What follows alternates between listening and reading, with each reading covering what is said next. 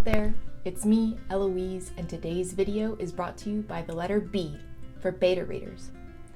One of the things that I want to do with this channel is share my writing and publishing journey with you guys. And one of the steps that has happened relatively recently with that is my beta reading experience. In a previous video, I discussed the differences between critique partners and beta readers, and I mentioned some of the things that I decided to do, but I'm going to dive into that a little deeper today, and I'm going to share with you my number one mistake that I will not be making again. Noob. As a busy working mom, I didn't want to spend a bunch of time looking for beta readers, so I decided to pay a small fee to my editor to participate in her beta reading program. I did also work with some beta readers outside of that program and had ultimately about 6 different readers to give me feedback in the time frame that I was looking for. While paying for beta readers isn't necessarily common, it's not unheard of, obviously, since I've done it. So after I reached out to my editor saying that I wanted to participate in the program and having gotten sufficient information about it, I completed an enrollment form. To enroll, I provided my contact information, the title of my book, the approximate word count, and what the book was about. Once I completed the enrollment, she sent over a contract, which, if you're paying money for services, you should always have a contract. She sent over a 6-page contract, which sounds like a lot, but it's just to be very thorough and be very clear about everything. Once I paid my $75 and signed the contract, she sent over a welcome packet that went over everything I had already understood before I agreed to participating in the service, but to just make sure that everything was crystal clear. And I really appreciate how Brittany is always very transparent with all of her services and establishes expectations so nobody's confused. And you might be thinking that $75 is a lot for some beta reading. The amount of time that it would have taken me to go on my own to the various websites or Instagram to try and source reliable beta readers and then interact with them and come up with the established questions that I wanted to ask them.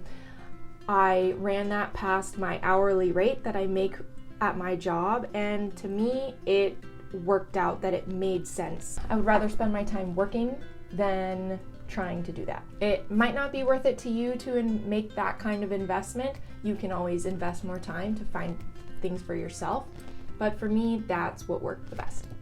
So essentially the way this program works is I provided information about my book. That information gets sent to her group of trained beta readers. The day before my manuscript is due, I uploaded it. It took about a week for the beta readers to read my manuscript and get it back to me. I loved the turnaround time on that. The investment was fantastic in my opinion. While there were other beta readers that I worked with outside of this program that I didn't pay for, they took much longer to get back to me. No shade at them because they are all busy as well. But it was incredibly valuable for me to get feedback in a timely manner like that.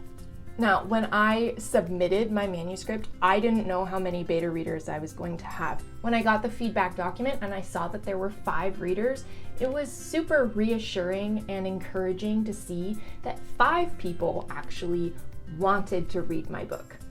The feedback was provided in a well-formatted Word document where each of the beta readers answered the same questions.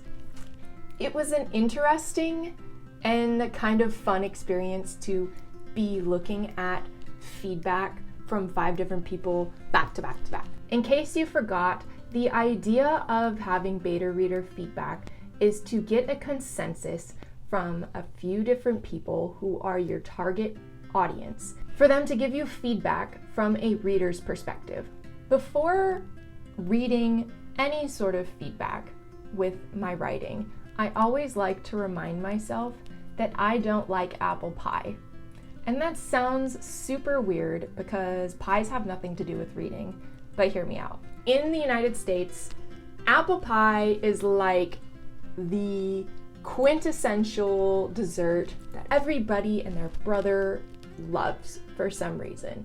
If my whole life I've told somebody that I don't like apple pie, I get looked at like I'm saying that I think that we should kick puppies. People lose their marbles in the United States when you tell them that you don't like apple pie. What does this have to do with my book or books in general? Just because I don't like apple pie doesn't mean I'm saying it's a bad pie, doesn't mean I'm saying you're trash for liking apple pie.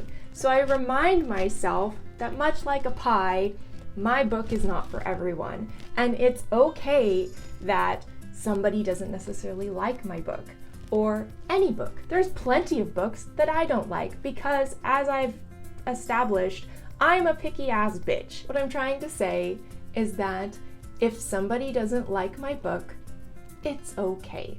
And it doesn't mean that it's trash, and it doesn't mean that it's a bad book. It just means that that book is not for them. Just like apple pie is not for me. That being said, the feedback was predominantly very good. All 5 of the beta readers said that the first chapter captured their attention. Great. 4 out of the 5 beta readers were jiving with it. They were having a good time. The feedback was overall very positive from these 4 readers. There were some things that they were confused on. There were some areas that they were wanting to see a little more development, which is exactly the kind of feedback that I was looking for. But beta reader number 3 was not having it. They did not like this book. And it became apparent that this reader was not my target audience. A good example is, was there something in the plot that kept your attention from the main plot? 4 of them said no. Beta reader number 3, they didn't like certain things, certain characters, the way the plots were going. Let me be clear. While I sort of discounted some of their feedback, once I realized that this book probably isn't for them, that's not to say that their feedback wasn't helpful. Without spoiling things, a lot of my responses to their criticisms and their complaints was, yeah, I know, that's the idea. With all of that feedback, I went and did some edits. I added a number of things. I ended up adding a prologue and an epilogue, along with beefing up a few chapters to give more backstory for some of the supportive characters. So without that, my book wouldn't be as strong as it is now. And there's still things that I'm going to be working on with my editor, but all of that to say, I'm so satisfied with my experience with the beta reading program and with the feedback that my beta readers provided, even if they were negative. But Eloise, you're saying, you said that there was a big mistake that you're not gonna do again, and you seem really jazzed. What is it? What's the mistake? The number one mistake that I made in this process was not knowing for sure that these readers were my target audience. While I did love the anonymity that came with the beta reading program, because by having the beta readers be anonymous, you can actually get honest feedback. Because I didn't know the basic demographics of my 5 beta readers through this beta reading program, there was no way for me to know who beta reader number 3 was as far as whether they were my target reader. Does that make sense? Like, I'm not saying that I need to know the name and the exact age and things. If beta reader number 3 was a boomer man, of course they're not gonna like my book. It would have been easier to filter out the feedback if I knew the generation of the reader as well as the gender. While I'm not saying that white cis hetero men can't enjoy this book, because I've actually had a number of men give me some positive feedback on it, which is great. I am so excited for that. But you're honestly not my target audience, and that's okay. There's plenty of books where you are the target audience, and I hope that you find books that you enjoy. For future books, I'm still planning on using the beta reading program with my editor, because I find that the benefits greatly outweigh the costs. If you've made it this far, thank you so much for watching. You are one of my favorite people. So that's all I have for you this week. If you like these kind of videos and are eager to learn more about my book and my writing progress, please subscribe to my monthly newsletter, linked down below. I send out bookish updates and exclusive contents straight to your inbox so you don't miss a thing.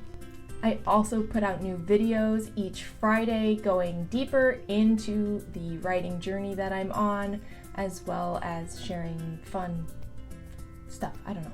We're doing things.